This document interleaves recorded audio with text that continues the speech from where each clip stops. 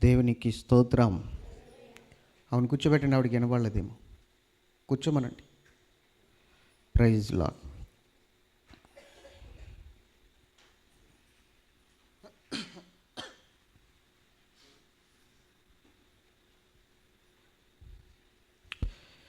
మంచిది, దేవునికి స్తోత్రం చెబుదామా? హల్లెలూయా చెప్పాలి ఇంకొకసారి. మంచిది. ఆదికాండము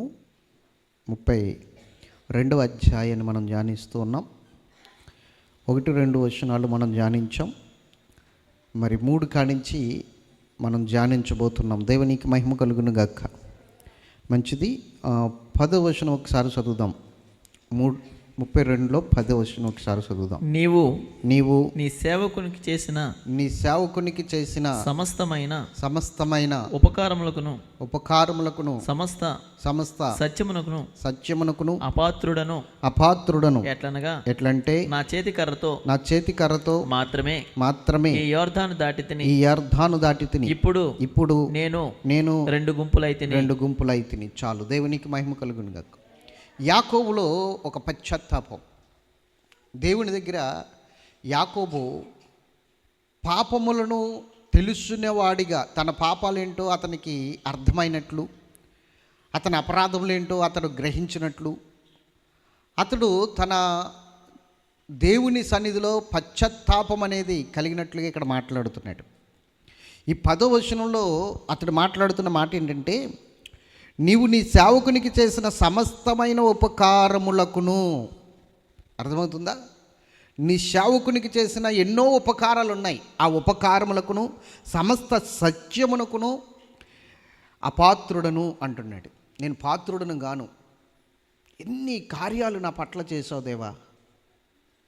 నా మామగారి ఇంటి దగ్గర నేను ఎన్నో విషయాల్లో నువ్వు నాకు కార్యం చేసావు. ఎన్నో సందర్భాల్లో నువ్వు నాకు మేలులు చేసావు. నేను పొందిన ఈ మేలులకు, నువ్వు చూపిన సత్య ప్రమాణమైన వాక్యములకు నేను అపాత్రుడను, అంటే పాత్రుడను కాను. చాలా విషయాల్లో నేను నీ విషయాలు తప్పుకుపోయాను. నువ్వు మాట్లాడుతున్న విషయాలు కావచ్చు, లేకపోతే నువ్వు చెప్పిన విషయాలు కావచ్చు, నేను చాలా విషయాలు తప్పుకుపోయాను. తప్పుకుపోయిన వాడిగా ఉన్నాను, నన్ను క్షమించు అని అడుగుతున్నాడు.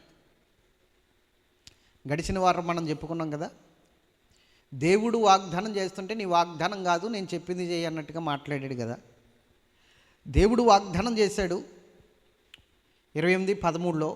ఆ 13 నుంచి కిందకి తీసుకుంటే, కానీ ఇతనేమంటున్నాడు, అబ్బే నువ్వు చెప్పింది పక్కన పెట్టు, నేను వెళ్ళిన స్థలంలో నన్ను ఆశీర్వదించి మరలా క్షేమంగా వచ్చేంత వరకు తినడానికి తిండి, ఉండడానికి ఇల్లు, కట్టుకోవడానికి వస్త్రాలు ఉంటే యెహోవా నాకు దేవుడగును అంటున్నాడు. ఈ విషయాలను బట్టి మరి దేవుణ్ణి, ఆయన మాటని పక్కన పెట్టి ఆయన పరీక్షించిన విధానం మనకు కనబడుతుంది. కానీ దేవుడు ఎంత గొప్పవాడో ఎవరికైనా తెలియాలంటే ఏదో ఒక భయం మానవుడిని ఆవరించాలి వద్దా? మాట్లాడరు ఏంటండి? భయము లేకుండా దేవుని యొక్క సన్నిధికి రాడు, దేవుని చాటుకు రాడు మానవుడు. ఒక భయం ఖచ్చితంగా మానవునికి ఉండాలి. యాకోబు భయపడుతున్నాడు. ఇప్పుడు ఎవరికి భయపడుతున్నాడు? అన్నగారికి భయపడుతున్నాడు. యాకోబు అన్నగారికి భయపడుతున్నాడు. దేనికి భయపడుతున్నాడంటే, అంతకుముందు చేసిన ఆ పరిస్థితులన్నీ గుర్తుకొచ్చినాయి యాకోబుకి. అవును, అందుకని యాకోబు బయలుదేరినప్పుడు, మామగారితో సమాధానపడి బయలుదేరినప్పుడు, ఇంక నేను వెళుతున్నది అన్నగారి దగ్గరికి కదా అని చెప్పేసి అన్నగారికి వర్తమానం పంపాడు. కొంతమందిని అతని దగ్గరున్న సేవకుల్ని పంపించి, దూతలను పంపించి, అన్నగారి దగ్గరికి వెళ్ళి ఇలా చెప్పు, మేము ఇంతవరకు లాభానైన మామగారి దగ్గర ఉన్నాను, కానీ ఇప్పుడు నీ దగ్గరికి వస్తున్నాను 20 సంవత్సరాల తర్వాత. 20 సంవత్సరాల తర్వాత నీ దగ్గరికి వస్తున్నాను కనుక నాకు నువ్వు ఆశ్రయముగా ఉండాలి, నాకు సహాయకుడిగా ఉండాలని చెప్పేసి పంపించాడు. వాళ్ళు వెళ్ళి ఈ వర్తమానం పట్టుకుని వెళ్ళి వచ్చే ఏం చెప్పారు తెలుసా? నీ అన్న 400 మందిని తీసుకుని వస్తున్నాడని చెప్పారు. అసలు ఎందుకు వస్తున్నాడో చెప్పలేదు వాళ్ళు. 400 మంది వస్తున్నారంటే మా నోడుకు డౌట్ ప్రారంభమైపోయింది. చూడండి 4వ వచనం కానించి, మీరు నా ప్రభు అయిన ఏసావుతో ఇంతవరకు నేను లాభాను వద్ద నివసించి ఉంటిని, నాకు పశువులు, గాడిదలు, మందలు, దాసదాసులను కలరు. నీ కటాక్షము నా యందు కలుగునట్లు నా ప్రభువునకిది తెలియజే నంపితినని నీ సేవకుడని యాకోబు అని నేను చెప్పుడని వారికి ఆజ్ఞాపించెను. దూతలను పంపించి, ఇదిగో నీ తమ్ముడు వస్తున్నాడయ్యా, మమ్మల్ని ముందుగా కౌరు పెట్టమన్నాడు, కౌరు పెడుతున్నాం, కాబట్టి మీ తమ్ముడు వస్తున్నాడు కాబట్టి మరి నువ్వు ఏ విధంగా ఆహ్వానిస్తావో నీ ఇష్టం అని చెప్పేసి వచ్చినప్పుడు వీళ్ళు వెళ్ళి చెప్పొచ్చారు. 2 దాసదాసీలు, గొర్రెలు, గాడిదలు, ఒంటెలు ఇవన్నీ నాకు ఉన్నాయని చెప్పండి అని చెప్పాడు. స్తోత్రం చెప్పాలి. ఆ తర్వాత చూడండి 6వ వచనం, ఆ దూతలు యాకోబు నొద్దకు తిరిగి వచ్చి, మేము నీ సహోదరుడైన యాషోబు నొద్దకు వెళితిమి, అతడు 400 మందితో నిన్ను ఎదుర్కొని వచ్చుచున్నాడని చెప్పగా. దేవునికి స్తోత్రం చెప్పండి. ఎంతమందితో వస్తున్నాడు 400. మీరు గమనించండి. ఈ దూతలు వెళ్ళి అతనితో చెప్పారు, నీ తమ్ముడు వస్తున్నాడయ్యా, లాభాన్ని దగ్గర ఇంతకాలం ఉన్నాడు, కానీ ఇప్పుడు వస్తున్నాడు నిన్ను చూడడానికి. మరి ఎంత ఆస్తి ఉందో తెలుసా? బోలెడంత ఆస్తి ఉంది అతనికి, బోలెడంత దాసీల్ని బోలెడంత మందిని కూడా సంపాదించుకున్నాడు, బోలెడంత ఆస్తి సంపాదించుకున్నాడు అని చెప్పి అతనికి చెప్పారు. చెప్పగానే అయితే నేను 400 మందితో వస్తున్నానని చెప్పండి అన్నాడు. ఎందుకు వస్తున్నాడో చెప్పలేదు. నేను 400 మందితో వస్తున్నానని చెప్పండి అన్నాడు. ఈ విషయాన్ని వాళ్ళు వచ్చి మీ అన్నకి మీ చెప్పమన్నట్టే చెప్పాం, కానీ 400 మందితో వస్తున్నాడు మనోడు అని చెప్పగానే చూడండి ఇక్కడ 7వ వచనం, యాకోబు మిక్కిలి భయపడి తొందరపడి. స్తోత్రం చెప్పండి. నేను అంటాను భయపడి తొందరపడి అంటే భయపడినప్పుడు ఏం చేస్తామంటే తొందరపాటు పనులు చేస్తాం, తొందరపాటు నిర్ణయాలు తీసుకుంటాం, తొందరపాటు ఆలోచనలు వస్తాయి భయపడితే. అవునా కదా? ఏం చేయాలో అర్థం కాదు. ఎలా చేసేద్దాం, అలా చేసేద్దాం, లేకపోతే ఇలాగెళ్దాం, లేకపోతే వాళ్ళ సలహా తీసుకుందాం, వీళ్ళ సలహా తీసుకుందాం అంటాం, కానీ దేవుని దగ్గర నిలబడే పరిస్థితి రాదు, దేవుని దగ్గర దేవుణ్ణి అడిగే పరిస్థితి రాదు, దేవుని దగ్గర సహాయం తీసుకునే పరిస్థితి రాదు. అవునా? ఈ పరిస్థితి క్రైస్తవులమైన మనకు తగదు. మనము భయపడవలసిన అవసరం లేదు. భయపడవద్దని 300కి పైగా ఎక్కువ సార్లు రాయబడి ఉంది పరిశుద్ధ గ్రంథంలో. భయపడకుడి అని 300కి పైగానే రాయబడి ఉందట. ఎందుకు భయపడుతున్నాం? అసలు మానవుడు భయపడవలసిన పరిస్థితి ఎందుకు వచ్చింది? పులికి పేరు పెట్టింది మానవుడే, సింహానికి పేరు పెట్టింది మానవుడే, ముసలికి పేరు పెట్టింది మానవుడే, ఎలుగుబంటికి పేరు పెట్టింది మానవుడే, నాగు పాముకి పేరు పెట్టింది మానవుడే. ఇలాగ ప్రతి దానికి పేరు పెట్టిన మానవుడు పేరు ఏ పేరు అయితే దేనికి పెట్టాడో అది వస్తుంటే భయపడుతున్నాడు. ఇప్పుడు భయం ఎక్కడి నుంచి వచ్చిందంటే ఏదోను తోటలో ప్రారంభమైంది భయం మానవుడికి. ఎక్కడ ప్రారంభమైంది? ఏదోను తోటలో ప్రారంభమైంది మానవునికి భయం. ఎప్పుడైతే మానవుడు ఆజ్ఞ అతిక్రమించి ఆ పండుని తిని పాపం చేశాడో అప్పుడు దేవుడంటే భయపడుతున్నాడు, ఇంకా సత్యం అంటే భయపడుతున్నాడు, ఇంకా ఏదైనా సరే భయం వేసి దాక్కోవడం మొదలు పెడుతున్నాడు, లేకపోతే ఏదో రకంగా దీన్ని తప్పించుకోవాలని చూస్తున్నాడు, తన మీదకి వచ్చిన పరిస్థితిని తప్పించుకోవాలని చూస్తున్నాడు. అందుకని ఆదాము దాక్కున్నాడట. దేవుడు మాట్లాడుతుంటే, ఆదాము నువ్వు ఎక్కడున్నావు? అంతకుముందు ఆదాము దేవుడు వస్తుంటే పరిగెత్తుకుని వెళ్ళి దేవుని కౌగిట్లో వాలిపోయేవాడు, పరిగెత్తుకుని వెళ్ళి అవ్వ కూడా దేవుని కౌగిట్లో వాలిపోయేది. వాళ్ళిద్దరిని ప్రేమతో అనురాగముతో దేవుడు వారిని చేరదీసి చక్కగా కూర్చుండబెట్టి ఎన్నో విషయాలు దేవుడు వారితో మాట్లాడేవాడు ప్రతి సందపూట. కానీ ఇప్పుడు కొత్తగా ఒక భయం వచ్చింది ఆదాముకి, ఒక భయం వచ్చింది అవ్వకి. ఇప్పుడు భయపడుతున్నారు వాళ్ళు. ఆదాము అంటూ వస్తుంటే అమ్మ వచ్చేస్తున్నాడు, ఇప్పుడు ఏదోటి జరిగిపోద్ది, చెప్పించేస్తాడేమో, చంపేస్తాడేమో, ఇది దినదినమున నిశ్చయముగా నువ్వు చచ్చిదవన్నాడు, ఇప్పుడు చంపేస్తాడేమో, ఏమిటి పరిస్థితి అని దాక్కున్నాడండి వెళ్ళి దేవుణ్ణి చూడలేక. భయం అక్కడ ప్రారంభమైంది మానవునికి. ఎక్కడ ప్రారంభమైంది? ఏదోను తోటలో ప్రారంభమైంది. నేను అంటాను భయపడితే నువ్వు ఖచ్చితంగా దేవుని సన్నిధిలో తప్పు చేసిన వాడివి, పాపం చేసిన వాడివి. పాపం నీలో ఉంది కాబట్టి, తప్పు నీలో ఉంది కాబట్టి భయపడుతున్నావు నువ్వు. కానీ సత్క్రియ చేస్తే తల ఎత్తుకుంటామంట. ఎలా ఉంటాము? సత్క్రియ చేస్తే తల ఎత్తుకుంటాం, సత్క్రియ చేయని ఎడల వాకిటిలో పాపము పొంచి ఉంటుంది. కాబట్టి భయమే. సత్క్రియ చేయకపోతే వాకిట్లో పాపం ఉంది, అది మనల్ని ఏలుతుంది, వాంఛ కలుగుతుంది మన ద్వారా, దానికి మన మీద ప్రభుత్వం చేస్తుంది. భయం వేసి ఏం చేస్తామంటే ఎదుటి వారి మీదకి నేరం మోపేస్తాం. ఆదాము నేను తినొద్దన్న పండు నువ్వు తిన్నావంటే నాకేం తెలియదు ప్రభా, ఈ స్త్రీయే నాకు ఆ పండు తెచ్చిచ్చింది. అవ్వా నాకేం తెలియదు ప్రభా, ఈ సర్పము నన్ను మోసగించింది. సర్పము నాకేం తెలియదు ప్రభా, నాకు స్పృహ లేదు ఆ టైంలో, నేనేం చేస్తున్నా నాకు తెలియదు. ఒకరి మీద ఒకరు నిందలు వేసుకోవడం, ఒకరి మీద ఒకరు ఆ పరిస్థితిని దాటుకోవాలి. ఆ కష్టం ఏదైనా సరే దాటిపోవాలి, ఏమైనా సరే ఆ సమస్య నుండి బయటపడాలి. ఎవడు బలైపోతే నాకేంటి, ఆ కష్టంలోంచి నేను బయటపడాలంతే. ఈ విధముగా ఆదాము కానించి ఒకరి మీద ఒకరు నిందలు వేసుకునే పరిస్థితి వచ్చింది. తప్పు ఒప్పుకునే పరిస్థితి కాదు, తప్పుని ఇంకొకరి మీద పెట్టేయడం, కప్పుకునే పరిస్థితి. అందుకనే యోబు అంటాడు, ఆదాము చేసినట్లుగా నేను నా పాపమును రొమ్ము వెనకాల దాచుకుని ఉంటే దేవుని దృష్టికి నేను వేషధారిని అయిపోతానంటాడు. ఆదాము ఒప్పుకునే పరిస్థితి వచ్చినా కూడా ఒప్పుకోకుండా కప్పుకున్నాడు. ఆ పరిస్థితిని బట్టే దేవుడు మాట్లాడుతున్నాడు. ఏమని మాట్లాడుతున్నాడంటే, జాగ్రత్తగా వినండి, భయపడకుడి. గొల్లల దగ్గరికి దేవదూత వచ్చాడా? ఏమంటున్నాడు? గొల్లల దగ్గరికి దేవదూత వచ్చి ఏం మాట్లాడుతున్నాడు చెప్పాలి. ఎవరు? వెళ్ళి చూడండి, ఎవరు?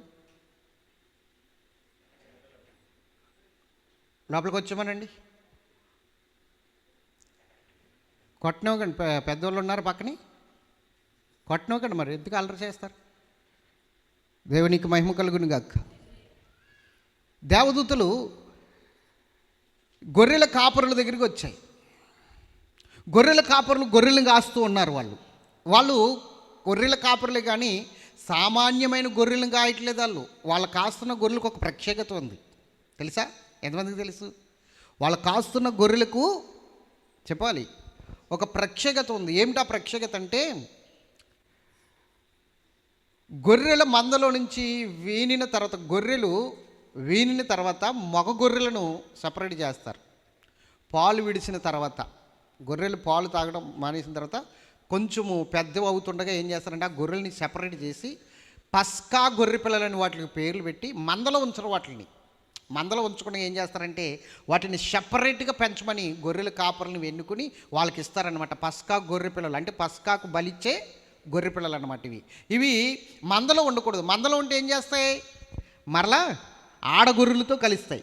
ఆడగొర్రెలతో కలిసినాయి అంటే ఆడగొర్రెల్ని దాటిని అంటే అపవిత్రమైన గొర్రెలు అయిపోతాయి కదా. అందుకని ఈ గొర్రెలు పాలు విడిచిన వెంటనే ఈ గొర్రెలను తీసుకెళ్ళి ఏం చేస్తారంటే గొర్రెల కాపర్లకు అప్పగిస్తారు. వీటిని ప్రత్యేకంగా పెంచండి, వీటిని ప్రత్యేకంగా ఉంచండి. ఎందుకంటే ఈ గొర్రెలు పస్కా పశువులుగా, అంటే పస్కా బలికి ఈ గొర్రెలను మేము ఏర్పాటు చేసాం. కాబట్టి ఈ గొర్రెలు ఏమాత్రము కూడా అపవిత్రం అవ్వకూడదు, అపవిత్రమైన స్థితి ఉండకూడదు. ఈ గొర్రెల్ని కాయండి అని వారికి కొంత జీతం ఇచ్చి, కొన్ని రోకలు ఇచ్చి ఆ గొర్రెల కాపరుల్ని పంపించి ఆ గొర్రెలనిచ్చి మేపమని చెప్తారు. ఇప్పుడు ఆ గొర్రెలు ఏ గొర్రెలు అంటే పస్కా పండుగకు బలిగా ఇవ్వబోయే గొర్రెలు. ఆ గొర్రెలు మేపుతున్న గొల్లల దగ్గరికి వెళ్ళారు, ఆ గొర్రెల కాపరుల దగ్గరికి వెళ్ళారు దేవదూతలు. ఎందుకో తెలుసా? మీరు ఇంక ఈ గొర్రెలు మేపవలసిన అవసరం లేదు, అసలైన పస్కా పశువు వచ్చేసింది. స్తోత్రం చెప్పాలి గట్టిగా. అసలైన పస్కా పశువు ఇదిగో దావీదు పట్టణమందు మీ కొరకు పుట్టి ఉన్నాడు. ఇంక ఈ పశువుల అవసరం లేదు, ఆ పశువు వచ్చింది. దేవునికి మహిమ కలుగును గాక. కొరింథీ పత్రికలో అంటాడు కదా, పస్కా అనే పశువు మన కొరకు వధించబడ్డదని. చూడండి, కొరింథీ పత్రిక మాట చూపిస్తాను. కొరింథీ 5వ అధ్యాయము 7వ వచనం సరిపోతుంది. మీరు పులిపిండి లేని వారు గనుక క్రొత్త ముద్ద అవుటకై ఆ పాతదైన పులిపిండిని తీసి పారవేయుడి. ఇంతేకాక క్రీస్తు అను మన పస్కా పశువు వధింపబడెను. చాలు, స్తోత్రం చెప్పండి. ఇప్పుడు క్రీస్తు ఎవరు? ఎందుకు వచ్చాడు ఆయన? పస్కా పశువుగా వధించబడడానికి వచ్చాడు. ఎందుకు వచ్చాడు ఆయన? ఇప్పుడు గొర్రెలు మేపుతున్న గొల్లల దగ్గరికి, ఆ కాపర్ల దగ్గరికి దేవదూతలు ఎందుకు వెళ్ళారు? వాళ్ళ దగ్గరికి వెళ్ళవలసిన పని ఏంటి? బోల్డ్ మంది ఉన్నారు కదా, ఎవరి దగ్గరికైనా వెళ్ళొచ్చు కదా, అవునే కదా. వీళ్ళు మేపుతున్నది పస్కా గొర్రె పిల్లలను, గుర్తుంచుకోండి. వీళ్ళు మేపుతున్నది ఎవరిని? పస్కా గొర్రె పిల్లలను. కాబట్టి అసలైన పస్కా గొర్రె పిల్ల వచ్చాడు, ఇంక ఈ గొర్రె పిల్లలను మేపవలసిన అవసరము మీకు లేదు అని చెప్పడానికి వెళ్ళారు దేవదూతలు. కాబట్టి యేసు అనే, క్రీస్తు అనే పస్కా పశువు వధించబడెను. ఒక పస్కా పశువు వధించబడెను. స్తోత్రం చెప్పాలి గట్టిగా. ఆయన క్రీస్తు. అందుకని అంటున్నారు, దావీదు పట్టణమందు మీ కొరకు రక్షకుడు పుట్టి ఉన్నాడు, ఆయన ప్రభు అయిన క్రీస్తు. ఈయన పస్కా పశువు, క్రీస్తు అనే పస్కా పశువు మీ కొరకు పుట్టి ఉన్నాడు. ఆయనే బలి అవ్వబోతున్నాడు, ఆయనే మీ కొరకు రక్తం చిందించబోతున్నాడు. కాబట్టి ఈ పశువులు అవసరం లేదు ఇంకా అని వాళ్ళకి చెప్పడానికి వెళ్ళారు. ఆ తేజోవంతమైన వెలుగు చూసేసరికి, ఆ మహిమ చూసేసరికి, దేవదూతల యొక్క ప్రకాశమానమైన ఆ యొక్క తేజస్సును వీరు చూడలేక, ఏమిటి వెలుగు, ఏమి ఇంత కాంతులు ఏమిటి అని చెప్పేసి భయపడుతున్నారట. ఎవరు వాళ్ళు? కాపరులు భయపడుతున్నారట. అప్పుడు అంటున్నాడు దేవదూత, భయపడకుడి, ప్రజలందరికీ కలగబోవు సంతోషకరమైన శుభవర్తమానము. భయపడకుడి అంటున్నాడు. ఇప్పుడు నేను మీతో చెప్తున్న విషయం జాగ్రత్తగా వినండి. భయపడొద్దు అని ఎందుకు అంటున్నాడు? ఎందుకు భయపడ్డారు వీళ్ళు? కేవలం దేవదూతను చూస్తే ఎందుకు భయం? దేవుడు కాదు కదా, మానవుడు. దేవుడిని చూసినా భయపడుతున్నాడు, దేవదూతను చూసినా భయపడుతున్నాడు, దెయ్యాన్ని చూసినా భయపడుతున్నాడు. ఈ భయం ఎక్కడి నుంచి వచ్చింది? ఏదోని తోటలో నుంచి వచ్చింది. స్తోత్రం చెప్పాలి గట్టిగా. అయితే ఈ భయము తొలగిపోవాలని దేవుడు చెప్తున్నాడు. ఈ భయం ఉండకూడదు. ఇంకా భయపడుతున్న వారిని అందరినీ విమోచించడానికి ఆయన ఈ లోకానికి వచ్చాడు. భయపడుతున్న వారిని అందరినీ కూడా ఒక్క విషయం చెప్తున్నాను, జాగ్రత్తగా ఉండండి. కేవలం దేవదూతను చూసే భయపడితే, తేజోవంతమైన ఎవరూ సమీపించలేని తేజస్సులో నివసిస్తున్న నిత్య జీవములో అనగా నిత్యత్వంలో నివసిస్తున్న దేవుణ్ణి చూడగలదు ఇంక నువ్వు? కేవలం దేవదూతను చూసే భయపడిపోతే దేవుణ్ణి ఏం చూడగలదు నువ్వు? దేవదూతను చూసి భయపడిపోతే దేవుణ్ణి ఏం చూడగలదు? అందుకనే భయము లేకుండా ఆయన ఎదుట నిలబడాలట. మనము తీర్పు దినమున మన యందు మన హృదయము దోషారోపణ చేయని ఎడల ధైర్యము గలవారమై ఆయన ఎదుట నిలబడదు అంటాడు యోహాను భక్తుడు. మన హృదయము మన యందు దోషారోపణ చెయ్యని ఎడల ధైర్యము గలవారమై ఆయన ఎదుట నిలబడతామట. మరి మన యందు దోషారోపణ చేయని హృదయము కావాలి. కానీ యాకోబు హృదయం దోషారోపణ చేస్తుంది. అన్నగారు ఎదుట నిలబడలేనేమో, అన్నగారిని మోసం చేశాను, తండ్రిని మోసగించాను, ఇదిగో ఇంత ఆస్తిని సంపాదించి వస్తున్నాను, ఇప్పుడు నా అన్నగారు నా ఆస్తిని చూసి అసూయతో నన్ను ఏదైనా చేస్తాడేమో. 400 మందితో వస్తున్నాడంటే వాళ్ళు ఎంత రౌడీలై ఉంటారో. యాకోబుకి భయమేస్తుంది. దేవునికి మహిమ కలుగును గాక. యాకోబు భయపడుతున్నాడండి, భయపడుతున్నాడు. ఆ భయము ఎంతవరకు దారితీసిందంటే జాగ్రత్తగా వినండి. తనకున్న ఆస్తిని 2 గుంపులు చేసేసాడు. చెప్పండి. దాసదాసులను, గాడిదలను, పశువులను, ఒంటెలను, ఇంకా ఉన్నదంతా ఆస్తి అంతటిని ఏం చేశాడంటే 2 గుంపులుగా విభజించాడు. 2 గుంపులుగా విభజించి ఆ 2 గుంపుల్ని పంపించాడు. ముందెళ్ళండి అని స్తోత్రం చెప్పాలి గట్టిగా. ఆ 2 గుంపుల్ని పంపించాడు. పంపించిన తర్వాత చూడండి, మరలా ఆ వచనం చూద్దాం. చూడండి 8వ వచనం కానించి, యాకోబు మిక్కిలి భయపడి తొందరపడ్డాడు. 7వ వచనం, యాసావు ఒక గుంపు మీదకి వచ్చి దాని హతము చేసిన ఎడల మిగిలిన గుంపు తప్పించుకొని పోవుననుకొని తనతో జనులను, మందలను, పశువులను, ఒంటెలను 2 గుంపులుగా విభాగించెను. చాలు, దేవునికి స్తోత్రం చెప్పండి. ఎలాగా? తనకున్న ఆస్తిని ఏం చేశాడు ఇప్పుడు? అయినా ఇంకా కుయ్యుతుతోనే ఆలోచిస్తున్నాడు మనోడు. కుయ్యుతుతోనే ఆలోచిస్తున్నాడు. ఆలోచించి భయపడి ఏం చేశాడంటే, తొందరపడి అని ఉంది అక్కడ వాక్యము. భయపడి ఏం చేశాడు? తొందరపడి ఆస్తిని 2 గుంపులు చేశాడు. తొందరపాటు నిర్ణయాలు ప్రతి ఒక్కరూ తీసుకునేవివే. చాలామంది ఏం చేస్తారంటే సొంత నిర్ణయాలు తీసుకోలేరు. కొంతమంది కొంచెంసేపు ఇది అంటాడు, అబ్బాయి ఇది కాదు ఇంకోటి అంటాడు, మళ్ళీ అది తీసుకున్నాక అబ్బాయి ఇది కాదు ఇంకోటి అంటాడు. ఇలాగా తొందరపాటు నిర్ణయాలు తీసుకుంటారు, కానీ అది వాడికి ప్రయోజనం కాదు. చాలా విషయాల్లో నష్టపోతూ ఉంటాడు అలాగా మానవుడు.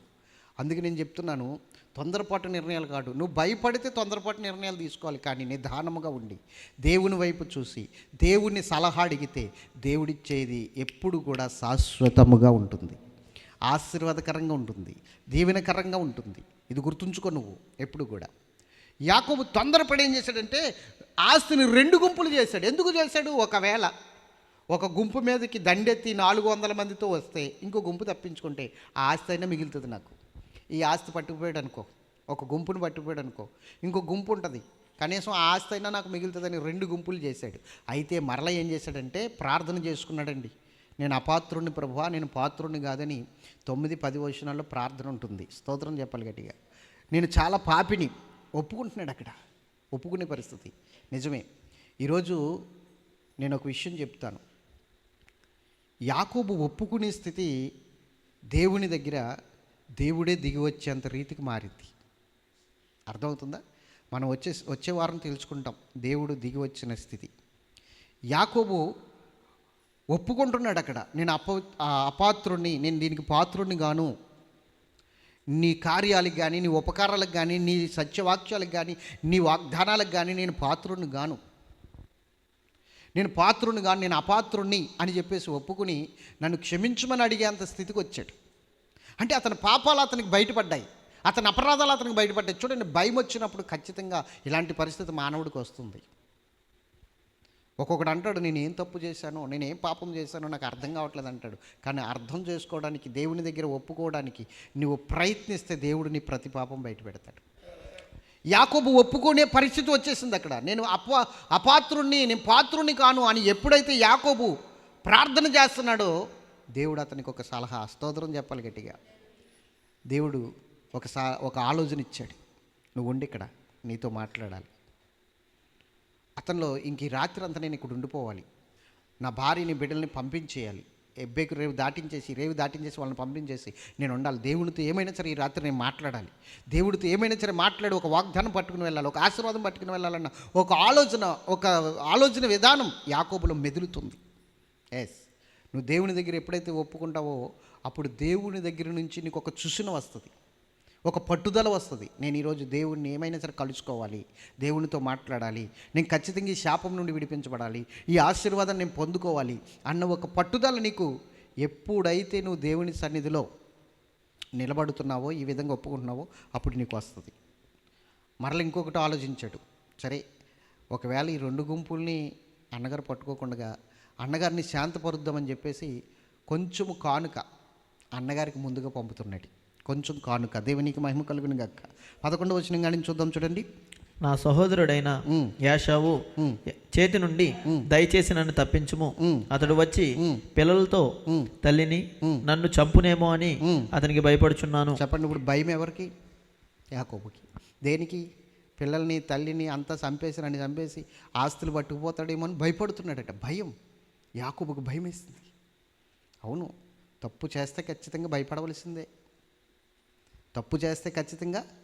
భయపడవలసిందే, అది నువ్వు ఎవరి ప్రేరేపణతో చేస్తే మనకెందుకు? తల్లి ప్రేరేపణతో చేసావా, తండ్రి ప్రేరేపణతో చేసావా, స్నేహితుడి ప్రేరేపణతో చేసావా, అది ఆ తర్వాత విషయం. యాకోబు తల్లి ప్రేరేపణతోనే చేశాడు. కానీ ఇప్పుడు భయం మాత్రం ఎవరికి వస్తుంది?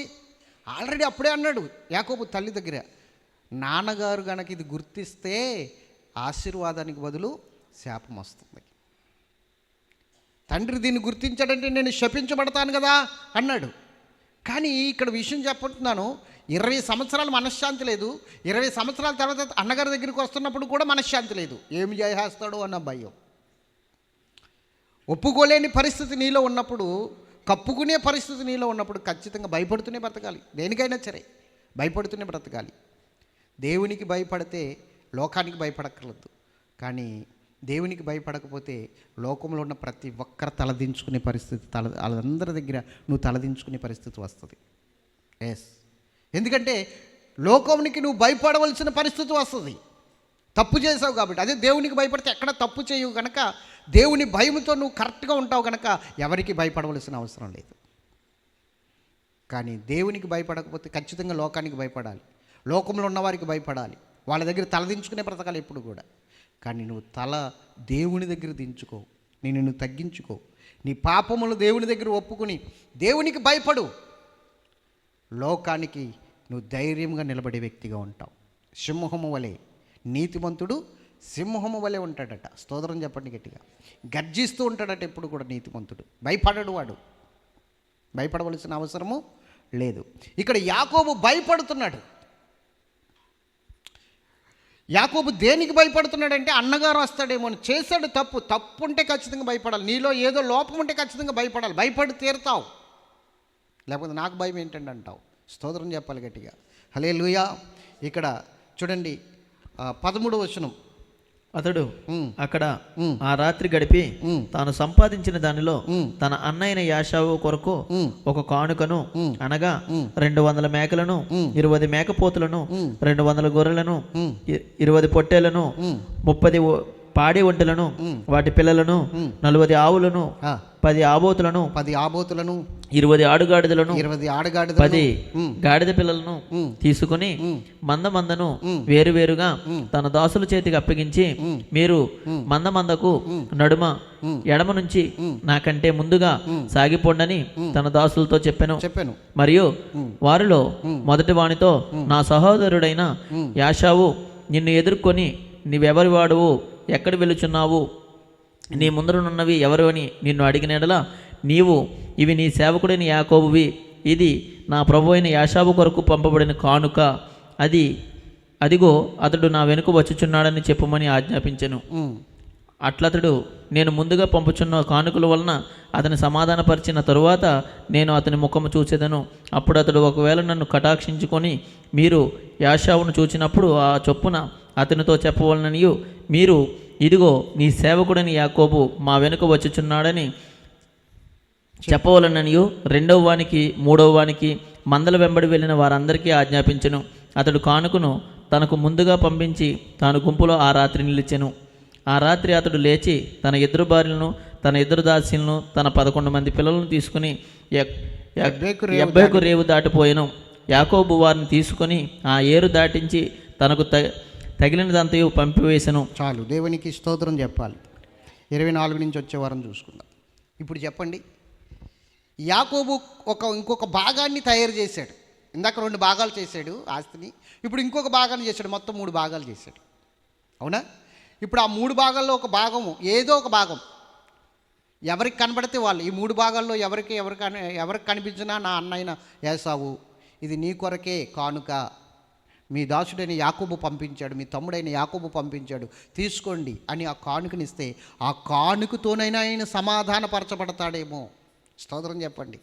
ఆ కానుకతోనైనా అతడు సమాధానపరచబడతాడేమో. నా మీద ఉన్న కోపం పోతుందేమో, నా మీద ఉన్న ద్వేషం పోతుందేమో, నా తమ్ముడు నా కోసం ఇంత సంపాదించి ఇచ్చాడా అన్న ఆలోచన వస్తుందేమో, నా మీద కటాక్షం వస్తుందేమో అన్న ఆలోచనతో కొంచెము కానుక అంటే ఏంటంటే లంచం అని కూడా చెప్పొచ్చు మనం. స్తోత్రం చెప్పచ్చు గట్టిగా. ఏమంటాం దాన్ని అంటే, నాకు ఆపద కలగకుండా నాకేదో మేలు కలిగేట్లు నేను ఇస్తున్నాను. ఇప్పుడు ప్రేమతో ఇచ్చింది వేరు, అవునే కదా. సహోదరుడని ప్రేమతో ఇచ్చింది వేరు. నిజంగా అన్నగారు కనుక ఆ విధముగా 400 మందిని తీసుకురాకపోతే, ఇతడు భయపడకపోతే అన్నగారికి అన్న ఇస్తాడు ఇతను అంటే, ఇప్పుడు దేని బట్టి ఇస్తున్నాడు? అదొక లంచము, అవునే కదా. లంచము. దేవునికి మహిమ కలుగును గాక. అంటే నా మీద, నా కుటుంబం మీద కటాక్షం కలిగి నా కుటుంబాన్ని ఏమీ చేయకుండా ఉంటాడన్న ఒక ఆలోచనతో, ఆశతో ఆ అమౌంట్, ఆ గుంపుని పంపిస్తున్నాడు. అంటే ఆ ఆస్తిని పంపిస్తున్నాడు భాగం చేసి. ఇప్పుడు మనం అర్థం చేసుకోవలసిన విషయం, గ్రహించుకోవలసిన విషయం ఒక్కటే. దేవునికి మహిమ కలుగును గాక. దేవుని బిడ్డలారా గమనించండి, యాకోబు భయపడుతున్నాడు.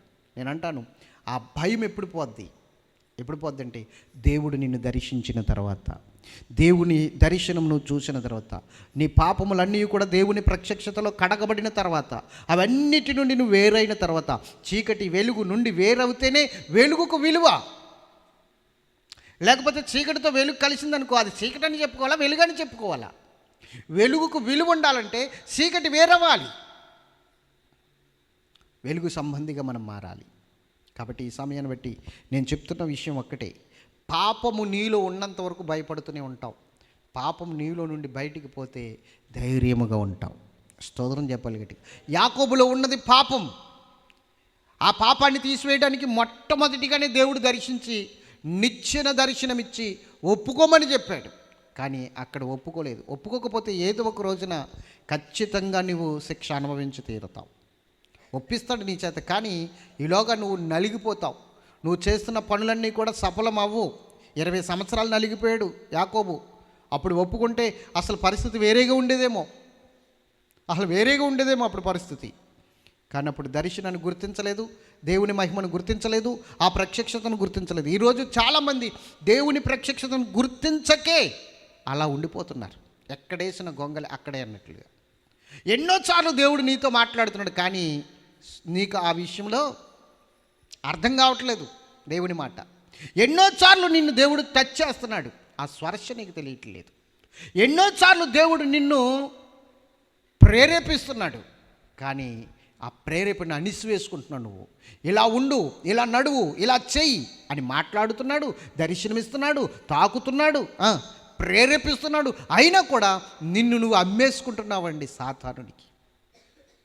నాశనానికి నిన్ను నువ్వు అప్పచెప్పుకుంటున్నావు, అమ్ముకుంటున్నావు. నువ్వు ఆలోచించు. యెజబేలుకి మాట విని తన్ను తాను అమ్ముకున్నాడట ఆహాబు రాజు. యెజబేలు మాట విని ఆహాబు తన్ను తాను అమ్ముకున్నాడట. అలాగే ఈరోజు సాతానుడు మాట విని లోక సంబంధమైన పరిస్థితి బ్రతుకుతూ మనల్ని మనం నాశనానికి అమ్ముకుంటున్నాం, శాపానికి అమ్ముకుంటున్నాం, పాపానికి అమ్ముకుంటున్నాం. దేవుడు ఎన్నోసార్లు హెచ్చరిస్తున్నా కూడా ఆ మాటలను పక్కన పెడుతున్నాం. ఆ ఉద్దేశాలు, దేవుడి ఉద్దేశాలు ఎరగకుండానే బ్రతుకుతున్నాం. దేవుడిని ఆలోచనలు ఎరగకుండానే బ్రతుకుతున్నాం. ఇవన్నీ విషయాలు మనం ఒకసారి ఆలోచించాలి. యాకోబుని ఎన్నిసార్లు దర్శించాడు దేవుడు? ఆయన అంటాడు, ఎన్నోసార్లు నువ్వు నన్ను దర్శించావు అంటాడు. మామగారు ఇంటికాడ బోల్జార్లు దర్శించాడు దేవుడు. లూజు ప్రాంతంలో దర్శిస్తే బేతులని నామకరణం చేసి వెళ్ళిపోయాడు అక్కడి నుంచి. దేవదూతలు వచ్చారు, నీకే ఇబ్బంది ఉండదు అబ్బాయి, ఇదిగో దేవదూతలు ఉన్నారు, నీకు సహాయం చేయిస్తాను, నేను దేవదూతల చేత దేవుడు మాట్లాడాడు. నేను ఆశీర్వదిస్తానన్నాడు, నీతో చెప్పింది నేను చేస్తానన్నాడు. కానీ ఆ మాటలు ఏమాత్రం కూడా అతని చెవిని బళ్ళ, హృదయంలో నాటుకోలే. అర్థమవుతుందా? ఈరోజు దేవుడు చెప్పిన దానికి నువ్వు తల ఉంచితే, నిలబడితే దేవుడు అంటున్నాడు నిన్ను తలగా చేస్తానంటున్నాడు, నిన్ను ఉన్నతమైన స్థితిలో నిలబెడతానంటున్నాడు. అర్థం చేసుకో. యాకోబు భయపడినట్లుగా నువ్వు భయపడవలసిన పని లేదు. యాకోబు ఎందుకు భయపడ్డాడు?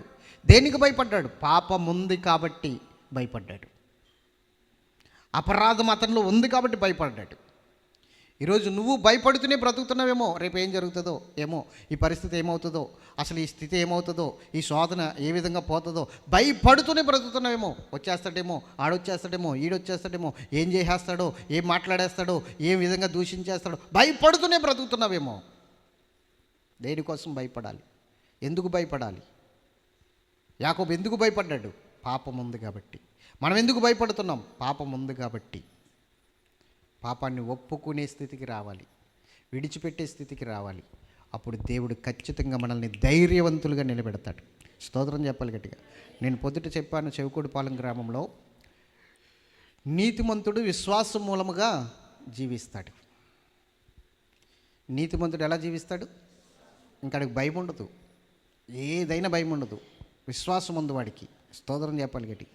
ఆ విశ్వాసం మూలంగా జీవిస్తాడు. ఇంకా నీతిమంతుడు విశ్వాసం మూలంగానే బ్రతుకుతాడు. నీతిమంతుడు విశ్వాసం మూలంగానే నీతిమంతుడు అవుతాడు. ఆ విశ్వాసం వలనే నీతిమంతుడు బ్రతికేస్తాడు. అది విశ్వాస యాత్ర. స్తోత్రం చెప్పండి గట్టిగా. ఇది క్రైస్తవునికి విశ్వాస యాత్ర అనండి. చెప్పండి బ్రదర్, క్రైస్తవునికి ఏంటిది చెప్పాలి? విశ్వాస యాత్ర అంటే విశ్వాసముతోనే నువ్వు ఏదైనా సాధించాలి యాత్రలో, విశ్వాసంతోనే ఏదైనా పొందుకోవాలి యాత్రలో, విశ్వాసంతోనే ఏదైనా దక్కించుకోవాలి యాత్రలో. ఆఖరికి ప్రాణాల సైతము విశ్వాసం ద్వారానే దక్కించుకోవాలి. బ్రతుకు విశ్వాసం ద్వారానే. క్రైస్తవునికి వేరే శ్వాస లేదు, విశ్వాసం ద్వారానే బ్రతకాలి. లోకంలో ఉన్న వాటిని బట్టి కాదు, లోకంలో ఉన్న రొట్టెలను బట్టి కాదు, లోకంలో ఉన్న ధనధాన్యాలను బట్టి కాదు, లోకంలో ఉన్న అధికారాన్ని బట్టి, లేకపోతే పొలిటీషియన్ బలాన్ని బట్టి కాదు. విశ్వాసాన్ని బట్టి క్రైస్తవుడు బ్రతకాలి, విశ్వాసాన్ని బట్టి బ్రతకాలి. స్తోత్రం చెప్పాలి. నాలుగు దిశలా వ్యాపించేశారండి శత్రు సమూహములు. యెహోషాపాతు విశ్వాసమును బట్టి వారిని అందరినీ జయించేశాడు. దేవునికి మహిమ కలుగును గాక. విశ్వాసముతో నేను ఏదైనా జయించగలదు. కాబట్టి విశ్వాసం నీలోనికి రావాలంటే, విశ్వాసం ద్వారా బ్రతకాలంటే నువ్వు నీతిమంతుడిగా మార్చబడాలి.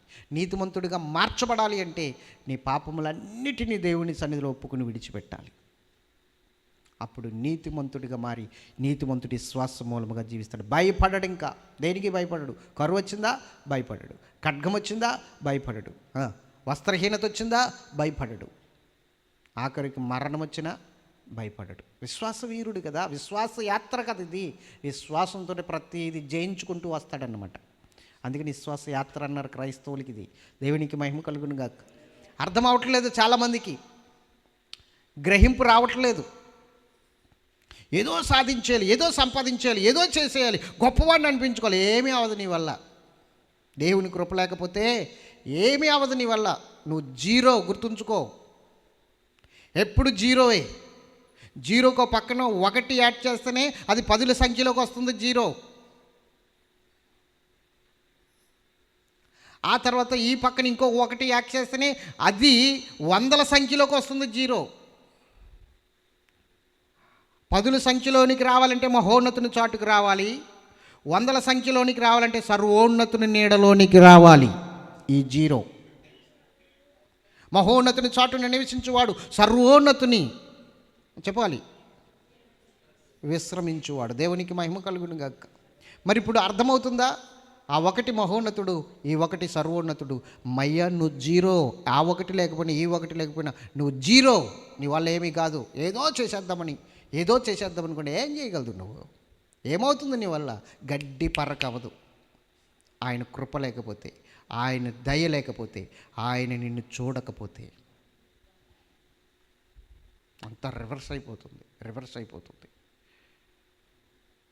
కాబట్టి దేవుని బిడ్డ జ్ఞాపకం ఉంచుకోండి, దేవుడితో మన ప్రయాణం ఉండాలి. ఈ యాత్రలో విశ్వాసం అనేది ఖచ్చితంగా ఉండాలి. నీకు విశ్వాస యాత్ర. స్తోత్రం చెప్పండి. కాబట్టి యాకోబు దేనికి భయపడ్డాడు? ఎందుకు భయపడ్డాడు? మనం ఎందుకు భయపడుతున్నాం? భయపడొద్దు. ఒప్పుకో, విడిచిపెట్టు. కథ వేరేగా ఉంటుంది. దేవుడి మాటలు తన వెనుకడలో దీవించునుగాక. ఆమేన్. ప్రార్థన.